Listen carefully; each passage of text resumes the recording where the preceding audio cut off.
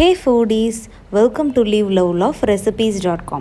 இன்றைக்கி நம்ம சேனலில் நம்ம பார்க்க போகிற ரெசிபி என்னன்னு பார்த்தீங்கன்னா, ஒரு சூப்பரான ரொம்பவே டேஸ்டியான சின்ன வெங்காய சட்னி எப்படி செய்கிறதுன்றது தான்.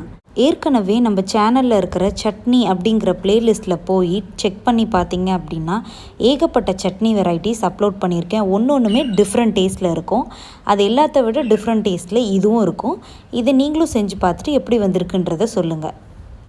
வாங்க இந்த சூப்பர் ஈஸியான சட்னி எப்படி செய்யலான்றதை பார்ப்போம். ஃபர்ஸ்ட் இதுக்கு ஒரு கடாயை ஹீட் பண்ணிக்கலாம். இதில் 4 டேபிள் ஸ்பூன்ஸ் அளவுக்கு நல்லெண்ணெயை யூஸ் பண்ணிக்கோங்க. கண்டிப்பாக இந்த ப்ரிப்ரேஷனுக்கு நல்லெண்ணெய் யூஸ் பண்ணுங்கள், அதுதான் செம்ம டேஸ்ட் கொடுக்கும். இப்போ ஒரு 7லேருந்து 8 பல் அளவுக்கு பூண்டு ஆட் பண்ணிக்கோங்க.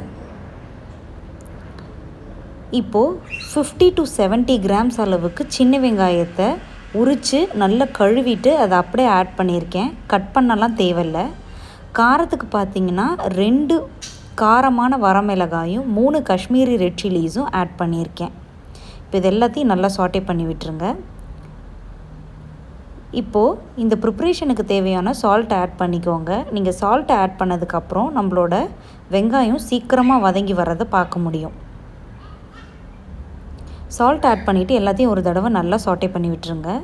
இப்போது ஒரு பெரிய சைஸ் தக்காளியை இந்த மாதிரி நான் சாப் பண்ணி வச்சுருக்கேன். அதையும் ஆட் பண்ணி எல்லாத்தையும் நல்லா கலந்து விட்டுடலாம். சில பேர் என்ன பண்ணுவாங்கன்னா இந்த ரெசிபிக்கு புளி கூட ஆட் பண்ணுவாங்க. பட் எனக்கு என்ன தோணுதுன்னா புளியை விட இந்த தக்காளி அதிகமான டேஸ்ட் கொடுக்குறதா நான் ஃபீல் பண்ணுறேன். ஸோ கண்டிப்பாக நீங்கள் தக்காளியை வச்சு ஒரு தடவை செஞ்சு பாருங்கள்.